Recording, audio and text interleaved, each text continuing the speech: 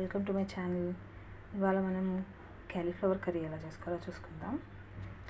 దానికి ఫస్ట్ కావాల్సింది onions chop చేసి పెట్టుకున్నాను, పొటాటో ఆలు కట్ చేసి పెట్టుకున్నాను క్లీన్ చేసి, బాయిల్ చేసి పెట్టుకున్న బఠానీ, బాయిల్ చేసి పెట్టుకున్న క్యాలీఫ్లవర్, కట్ చేసి పెట్టుకున్న టమాటో.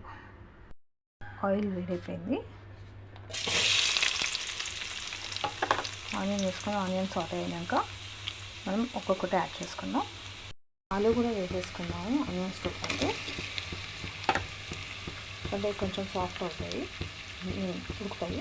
ఎందుకంటే క్యాలీఫ్లవర్ ఆల్రెడీ బాయిల్ చేసుకున్నాం కదా. ఈ స్టేజ్కి వచ్చినాక పసుపు, అల్లం వెల్లుల్లి పేస్ట్ వేసుకున్నాం. 1 minute ఫ్రై అయినాక అల్లం వెల్లుల్లి పసుపు కొంచెం పచ్చివాసన పోయేదాకా ఇప్పుడు ఇందులో క్యాలీఫ్లవర్ యాడ్ చేసేసుకున్నాం.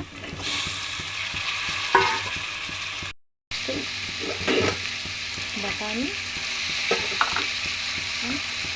టమాటో సాస్, కారం ఇంకా ఉప్పు యాడ్ చేసుకున్నాం. కారం ఉప్పు మీ టేస్ట్కి తగ్గట్టు వేసుకోండి.